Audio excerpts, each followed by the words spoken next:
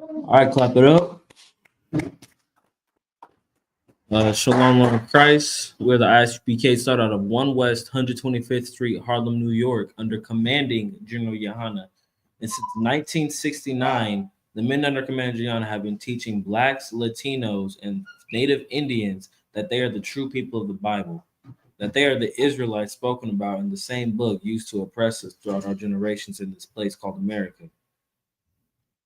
Today is the Wednesday law class, and we're going to be going into the law of not trusting your enemy and knowing who they are. Because it's too often where we will try to give some type of forgiveness to white people for the things that they've done to black people. We say things like, it was done so long ago. It wasn't them that did it. We say, oh, I have white friends that aren't so bad. They're not all the same. It doesn't matter that they're not all the same. It's the fact that God judges us as nations. He doesn't judge us on an individual basis. If I have a garter snake that won't bite me in the mix of a bunch of cobras, I'm still not going to go look for that garter snake. I'm not looking for that one nice white person. I'm going to have the understanding that when I interact with these people, the history shows that they are dishonest, and I'm most likely going to be hurt on the back end of trying to trust them. So with that, we're going to jump right into the book of Job, chapter 9 and verse 24. I want to clap it up the water to the trooper Aisha Yar being in class today to read the water to you. And when you have it, you can go ahead and read it. So you said Job chapter 9 and verse 24. Yep. And that's something, you know what's crazy about it too? It's something that is extremely obvious to even people outside of the truth. Understanding that the nature of the white man is a destructive force. You don't have to accept the fact that blacks, Latinos, and Indians are God's people. You know without a doubt in your heart, in your mind, that the white man is the devil just based off of the acts that he's done on this earth. What he does in the Congo, what he's done in India, what he's done across the planet Earth. You got that? Read it, please. This is the book of Job, chapter 9 and verse 24. The earth is given into the hand of the wicked. Pause. It says, the earth is given into the hand of the wicked. The hand is what controls whatever is in it. This earth, like God lets us know from the beginning that this is not the kingdom. This kingdom is not ruled by our Lord Yahweh Shai Mashiach. This kingdom is ruled by an evil man that sees himself as an eagle, something above all other creatures on this planet. One more time from the top. Okay. The earth is given into the hand of the wicked. He covereth the faces of the judges thereof. If not, where and who is he? If not, where and who is he? This is asking the question. It's asking a rhetorical question. If I may, why is Trooper? Why is it asking where and if not where and who is he? Do you know why it's asking that question?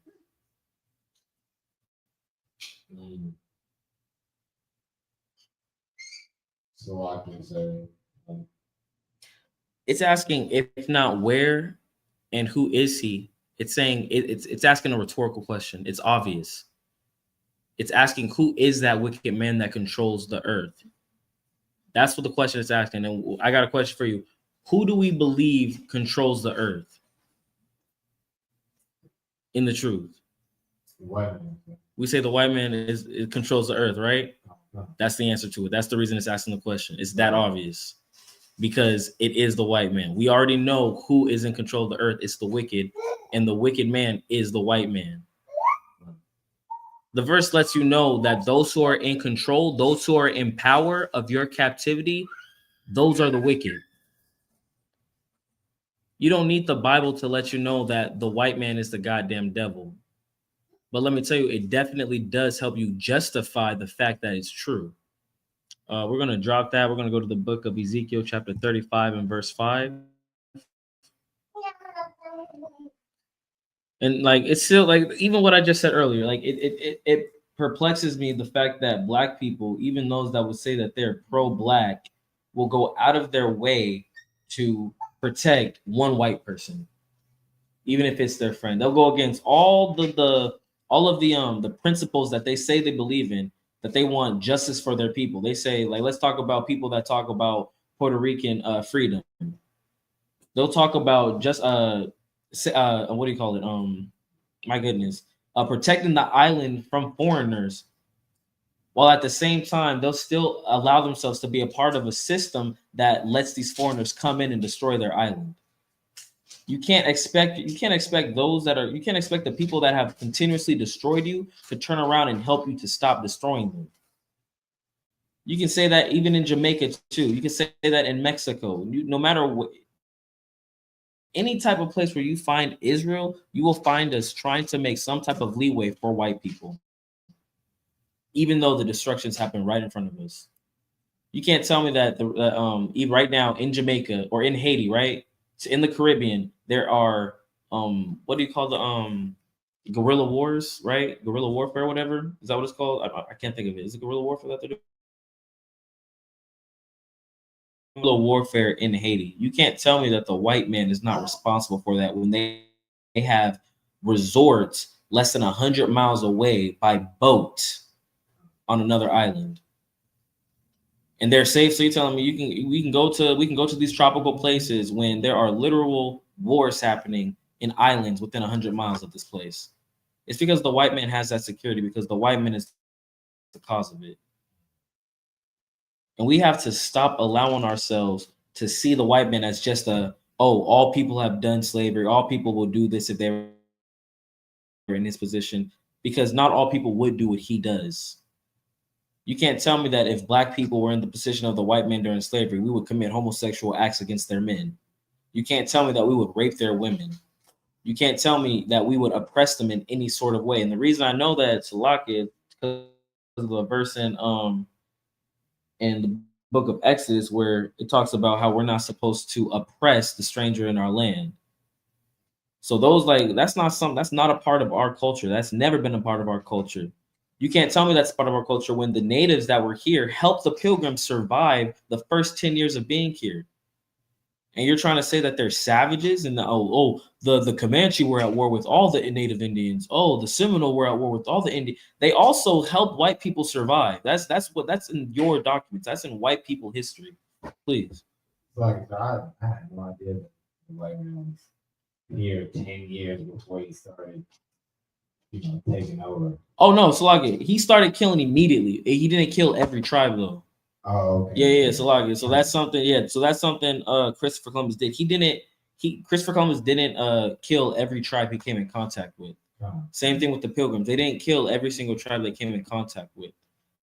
Initially, they did. Like I think Christopher Columbus and his 500 men or whatever, or I think it's less than 500. It's like 100 something men killed over 2,000 native Tainos. So but they still have other tribes that were helping them. So. At the same time, yes, there is tribalism within Israel, and that's what the white man is always going to prey upon, which is why the island of Puerto Rico is the way that it is, which is why America is the way that it is, which is why South America is the way that it is. It's because when we allow ourselves to become tribalistic and hate each other, the white man will always use that to take advantage of us. You got that? Ezekiel 35 and verse 5?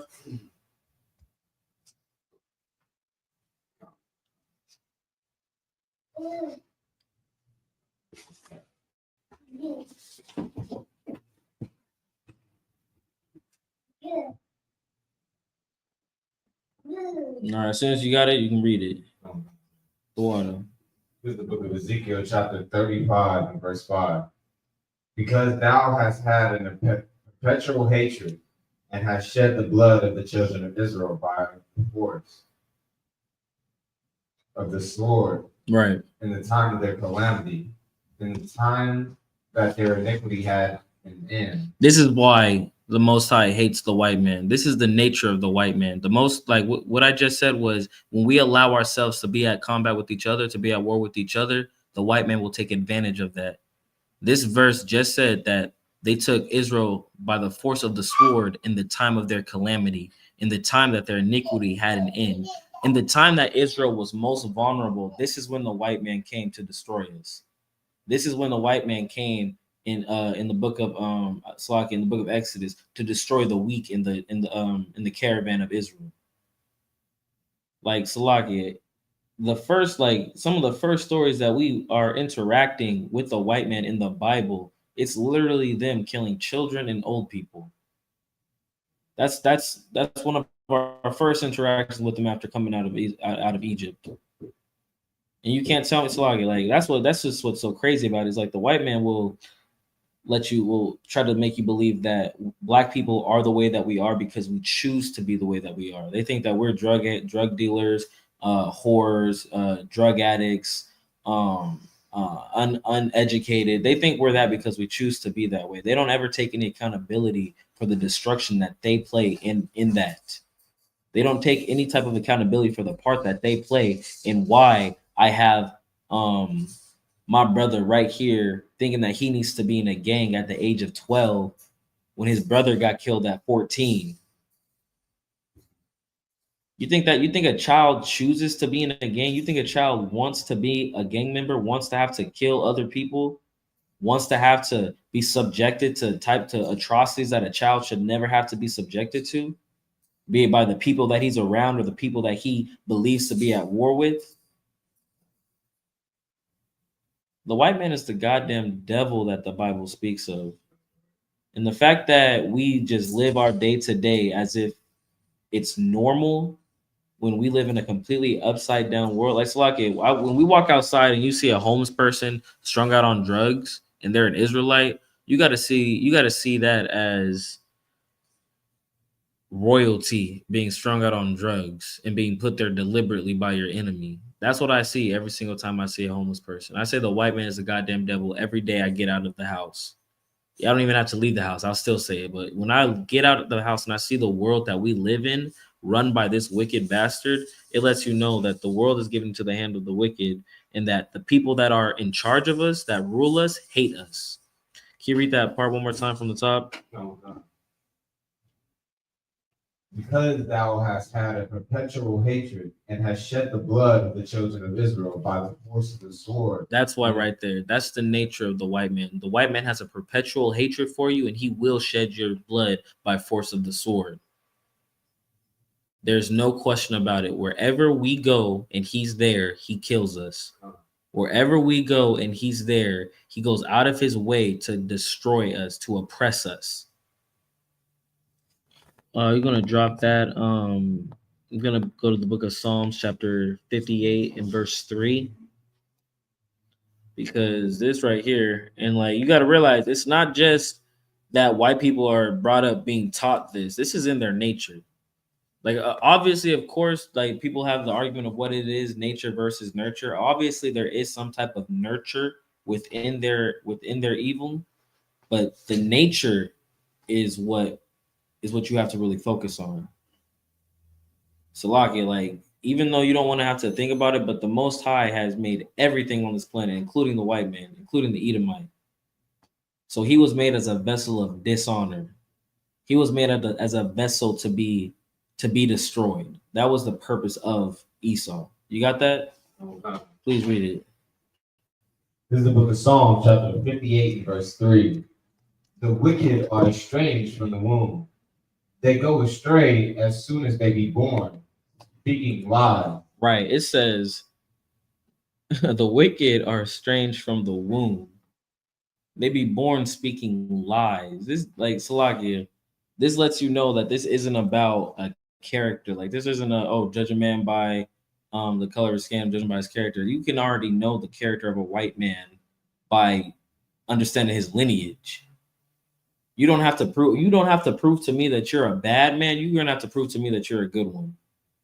And that's literally what you have to do dealing with the white man. You can't expect him. Like, what's the verse where it says, harmless as a dove? Salakia. I don't want to butcher it. Harmless as a dove. Yeah, wise as a serpent. Matthew 10. All right, it says Matthew 10 and 16. Salakia, yeah, you want to bring that up real quick? Matthew 10 and 16.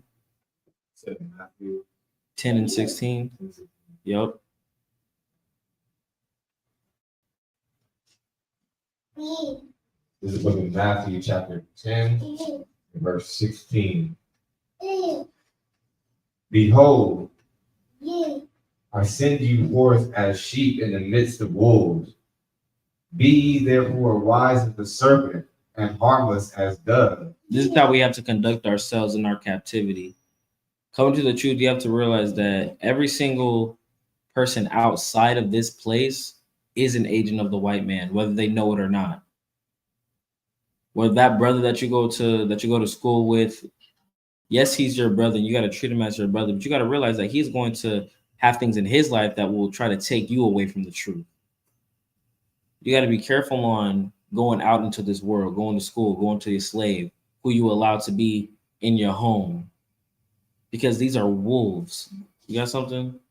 Sorry, sir. I'm just going back to what you were saying in the last precept about being estranged from the womb and how you were talking about skin color.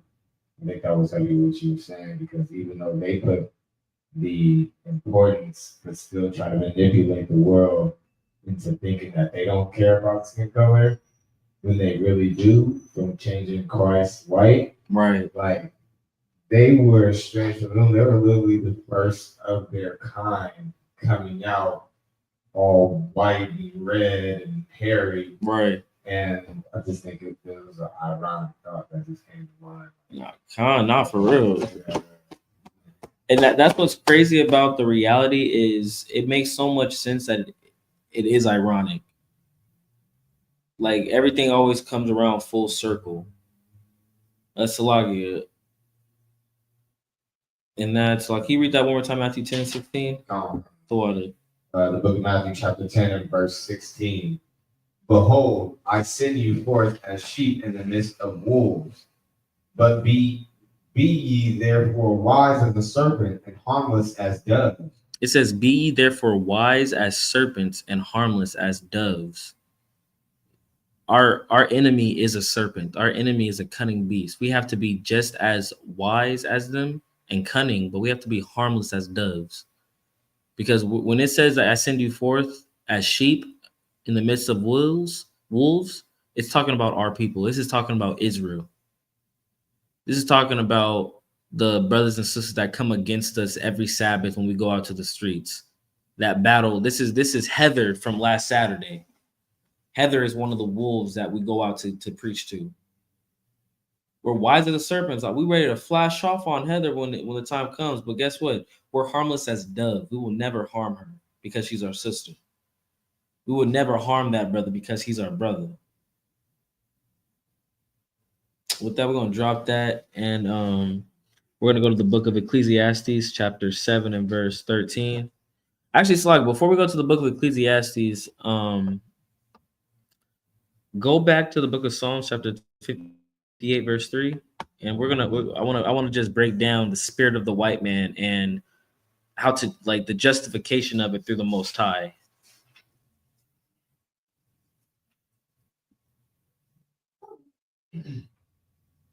You got that? Oh, God. Read it. The book of Psalms, chapter 58, verse 3. The wicked are estranged from the womb. They go astray as soon as they be born. All right. Speaking lies. Drop that and give me Genesis chapter 25 and verse 22. And hold on to that too. So like, you know what? Actually, don't hold it. Just go to Genesis 25 and 22. I'll hold on. I'll get the other one. All right. When you got that, let's read it. Is that 25 and 22 there? Yeah, 25 and 22. This is the book of Genesis, chapter 25. Verse 22. So before we head on with that, we started in Psalms 58, verse 3. It says, the wicked are estranged from the womb. They go astray from birth, speaking lies. All right, go. And the children struggled together within her. And she said, if it be so, why am I thus? And she went to inquire of the Lord. This is Israel and Esau battling in the womb. Continue. Verse 23. And the Lord said unto her, two nations are in thy womb, And two manner of people shall be separated from thy bowels. It says that two nations are in thy womb, and two manner of people shall be separated from thy bowels.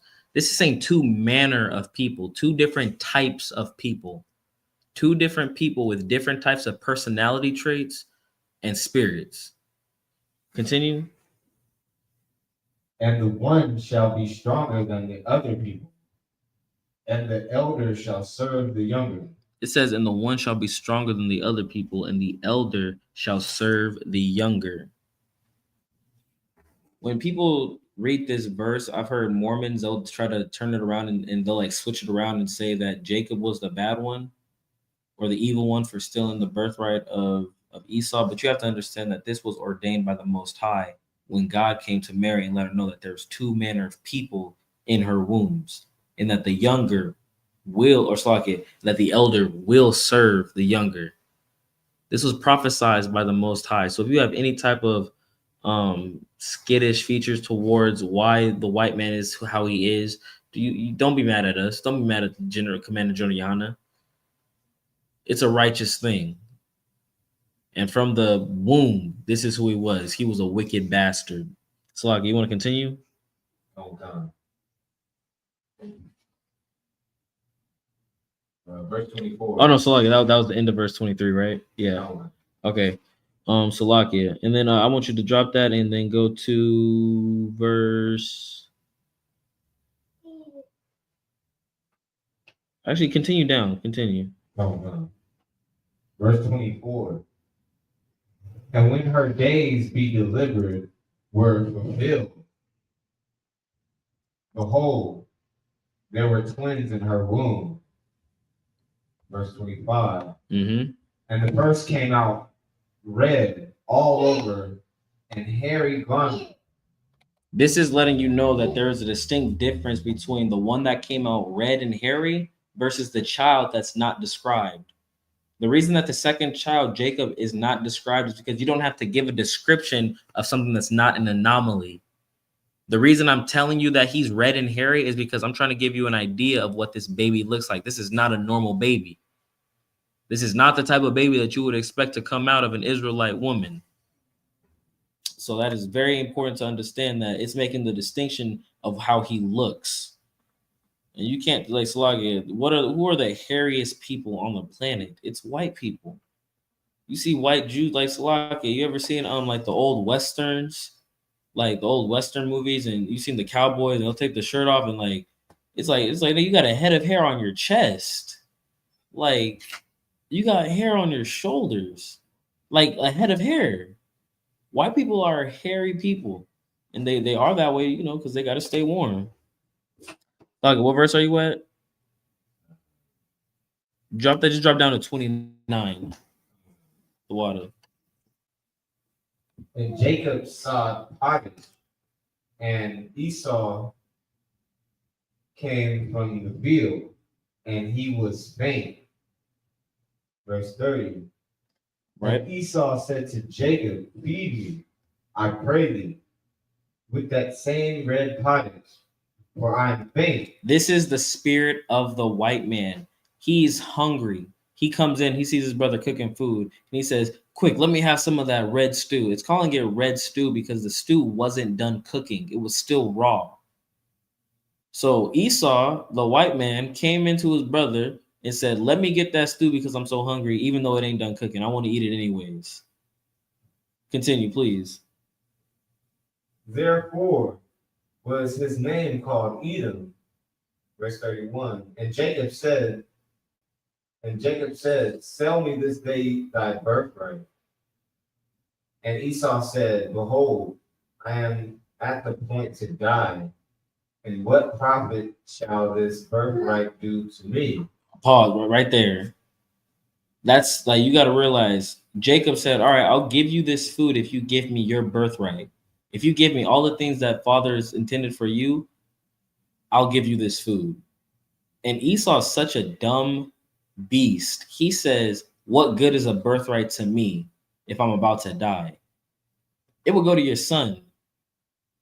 And then it will go to your son's son.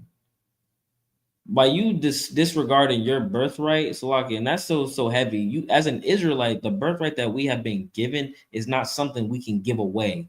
It's not something that we can allow ourselves to fall away from. You have a duty, you have a responsibility to your family, to the generations that are coming after you. You can't allow yourself to have the spirit of a white man and give up your birthright because you get something easy now. You can't give up your spirit and give up your birthright because you want to play basketball in the NBA for 10 years, because you want to sell your latest rap album, because you think that, oh, you need to sell your birthright as an Israelite so that you can climb the corporate ladder, so that you can get a promotion. That's something that white people do. White people sell their souls so that they can gain things in this world. Don't allow yourself to be like Esau. Continue, please. Okay. And Jacob said, "Swear to me this day." And he sware unto him, and he sold his birthright unto Jacob. Then Jacob gave Esau bread and pottage of lentils. Right. We can stop right there. Esau sold his birthright for pottage, some meat, some bread, and lentils, some beans for a meal. That's what Esau sold his birthright for. We're gonna drop down to Genesis 27, and let's start at verse 39. Book of Genesis, chapter 27 and verse 39. Yep. Right. And Isaac his father answered and said unto him, Behold, thy dwelling shall be the fatness of the earth, and the dew of heaven from above. This is the blessing that Esau received from his father. This is the blessing that he asked for. We're skipping over a little bit of the blessing that Jacob received, but it was pretty much that his brothers will serve him, and he will rule the earth. That was pretty much the blessing of Jacob that was due to Esau. But Esau was given the fatness of the earth in the dew of heaven. The fatness of the earth, that's the good parts of the earth. That's the premium parts, the fatness of the earth, that's the goodness. And you got to remember that the heathen, Salakia, Esau was made small among the heathen, yet he was given the blessing of having the best parts of the planet Earth. Back to the first one, the first precept, the world is given to the hand of the wicked. And then we go back and then we read that the blessing of Esau is to have the best parts of the earth. Now, let me ask you, does that show you that isn't that a clear connection to show that Esau is a wicked bastard using the Bible? We already read that the earth is given into the hand of the wicked, and then we read that the fatness of the earth, or the good parts of the earth, will be given to Esau. If you're a Christian, you gotta understand that it's not a hard thing to understand the spiritual identification of who this bastard is. We're gonna drop that right there, and we're gonna go to the book of Ecclesiastes, chapter 7 and verse 13. But yeah, I've asked one Christian that they never actually responded back to me. But I implore you to ask a Christian that. Go to Job 9 and 24 and ask them, all right, the world is given into the hand of the wicked, and it says that Esau will be given the fatness of the earth. And I want you to ask them to break that down. Tell them to break down that Esau will be the fatness of the earth, will have the fatness of the earth, and that the hand is given to the world is given to the hand of the wicked. All right, you got that? Yeah. All right, please read that. Book of Ecclesiastes, chapter 7 and verse 13. Consider the work of God, for who can make that straight which he hath made crooked? It says, who can make straight that which the Lord hath made crooked? So like it says, consider what God has done. Read that one more time from the top. Consider the work of God. Okay, there we go. Consider the work of God. Just think about it. Continue. For who can make that straight which he hath made crooked? Who can make straight what he hath made crooked? Can we make it says, can we make gravity go backwards? Can we control the weather?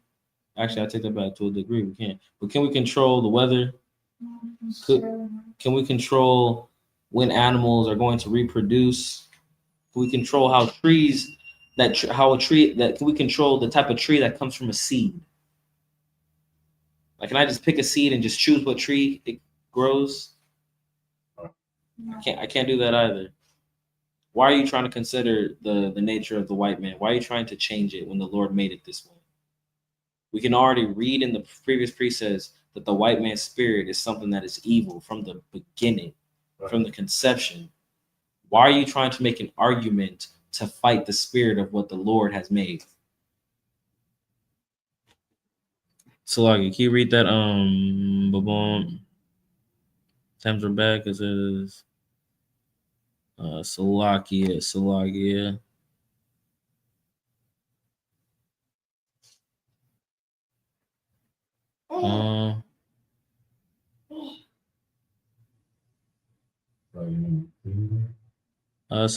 Now you could drop that right there. We're gonna drop that. We're gonna go to the book of John, chapter 8, and verse 44.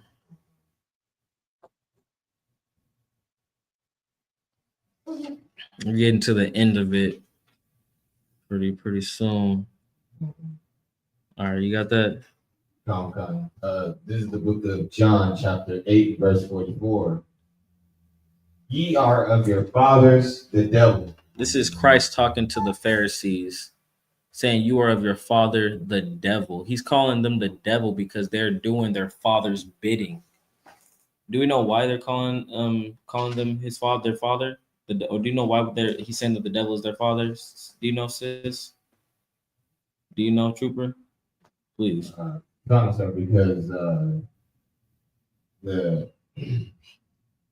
he's saying that they are deceiving people. Right. But do you know why they say that their father is the devil? Like, specifically, I may not be asking that question right. Specifically, why does he say that it's like you're of your father, the devil? Like, who is their father? Because they're doing Satan's work. I'll give it to you. Yep. All right. Yeah. Because they are doing Satan work. That's a fact. They definitely are doing Satan work. But the reason that is saying that you're of your father, the devil, is because I'm going to break it down like this. So do you remember in the council where the Pharisees came together and they said, if they don't kill Christ, the Romans will come and take them from their place? So they were always worried about the Romans taking their power, right? So they did everything in their power to please the Romans. So within that, they're doing the work of their father, the devil. They're doing the work of the Romans by oppressing Israel, by fighting against Christ. This is what Christ is trying to convey to them. You're not doing this. You're not here for the people. You're of the devil. You're of our oppressor. And during this time, the oppressor was the Romans, which is the white man, which is Esau. Like, we have to understand that God didn't just let us walk into the world blindly, not knowing who the enemy was. He let us know by telling us to stay within ourselves. He let us know that everyone outside of us is our enemy. But in the Bible, he specifically calls out one nation which is much more cruel and evil than the rest, and that's Esau. Can you read that one more time from the top? What was that? Is he okay? Yeah, he's fine. You didn't fall on him or nothing? Okay, you making sure nothing gonna happen to him, right? All right. You read that one more time, the water. The book of John, chapter 8, and verse 44. Ye are of your father, the devil, and the lust of your father ye will do. He was a murderer from the beginning, and he abode not in the truth, because there is no truth in him. This is what, Slug, if I may, right there it's saying he was a murderer from the beginning. This is talking about the spirit. See, this is why I keep on harkening back and coming back to the spirit of Esau, because that's what the Bible is trying to let you identify. He's identifying the spirit of who this bastard is. So he's saying since the beginning he was a murderer. It's letting you know that this is talking about someone that's been spoken about before. So like a trooper, do you know who it's talking about? Sorry. So it's saying since the beginning he was a murderer. So we're talking about the spirit of Esau, right? Do you know where was the first time we encountered the spirit of Esau in the Bible? Like I said, the serpent, sir? Second time, Salakia.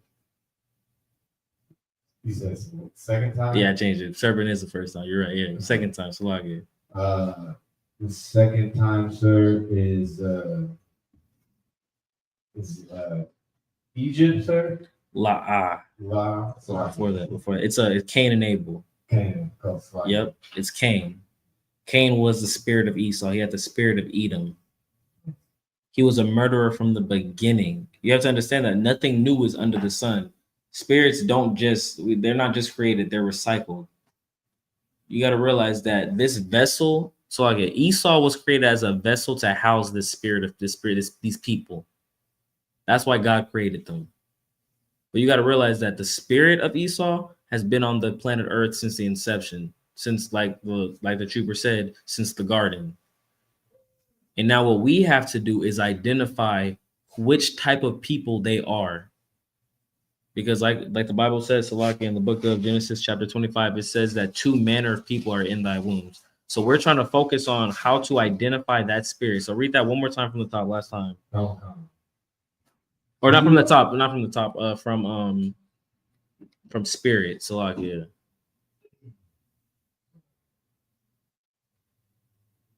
Let's say speaking lies in. When he speaketh a lie, he speaketh of his own, for he is a liar and the father of it. Right. This is talking about this is still talking about the nature of Esau. That's why we call him the devil that the Bible speaks of, because he's a liar. We don't call him a devil because he has a pitchfork, red skin, and horns. We call him a devil because he lies everywhere he goes. He tells the natives that they can have all this land right here while they secretly poison the wells that they're going to get water from. He tells black people, hey, we're going to give you your free and you can have 40 acres and a mule.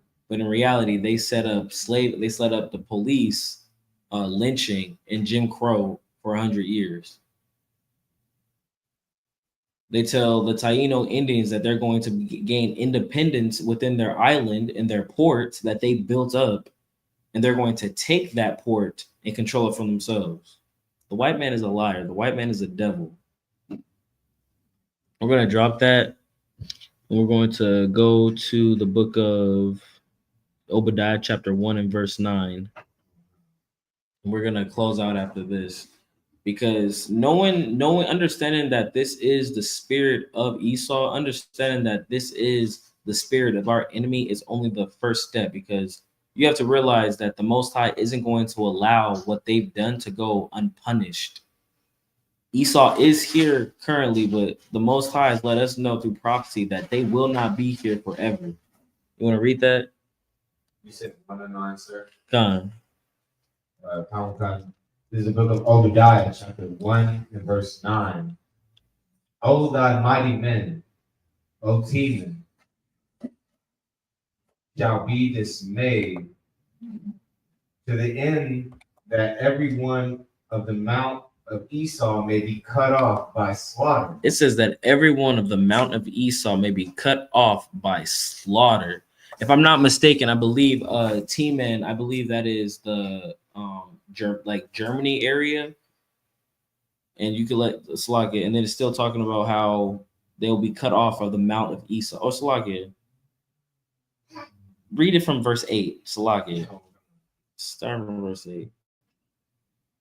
Verse 8. Shall I not in that day, said the Lord, even destroy the wise men out of Edom, and understanding out of the mount of Esau? This is letting you know that in this day, when Christ comes back to set up his government, he is going to destroy Esau. All the wise men within Esau that continuously plot and connive to keep themselves on top, to keep blacks, Latinos, and natives on the bottom, they will all be destroyed. all the understanding out of Mount Esau. So like when it says all the understanding, this is talking about the knowledge that they have. These people will be brought back to the Stone Age in the same way that they took our native brothers and put them on reservations to starve and die from the elements. This is what's going to happen to them. So like if we just to give you an idea of what they did to our native brothers, the native people taught the settlers how to live in the land. The white man's such a devil. 200 years later, he put native people on reservations where they died of exposure to the elements and starvation because they couldn't cook, they didn't have any agriculture for themselves, and they couldn't make clothing for themselves. You're telling me the people that have been here for all this time surviving, after they're put on a reservation, they can't make clothing and they can't farm, and thousands of them die because of this? The white man is the devil that the Bible speaks of. Right. And the same thing that he did to our native brothers by destroying them and taking the knowledge out of their communities, the same thing's going to happen to him. You see white people, you see Asian people going down the streets, driving a Tesla, in a Ferrari, having a nice big home. I promise you this, in the time before when Christ comes and they are taken up like a stubble in the fire, they're going to live in squalor. They're going to go back to the times of eating out of their grandfather's skull.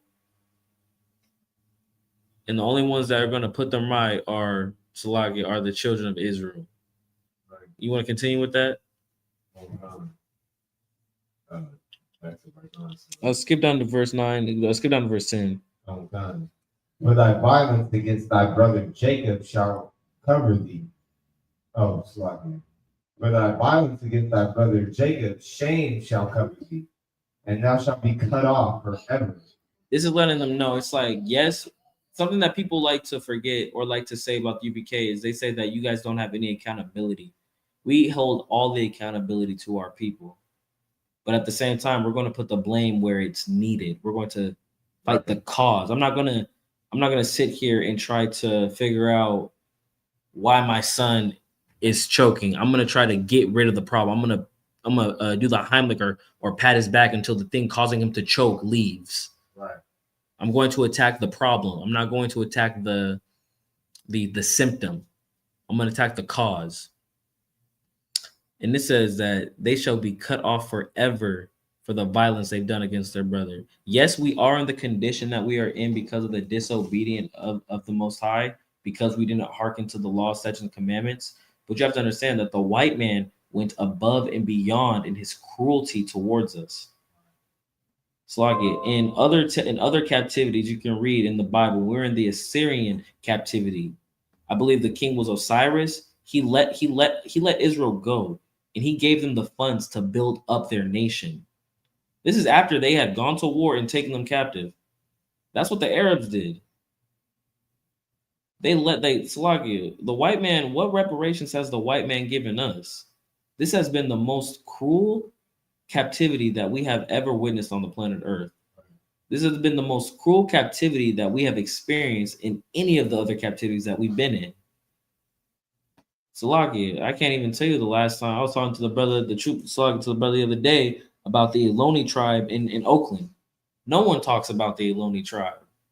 No one talks about the natives that have been here since before the white people were here, and how destroyed they've become. Salagia, because of the violence that they've done to the Ohlone tribe and all the other unnamed tribes that have been destroyed, the white man will be cut off forever. Right. And there's no I know your Christian pastor tells you to feel sad about it, that oh my goodness, Jesus loves everybody, God loves everybody, no one deserves to go to hell forever. But I got a question for you Christians.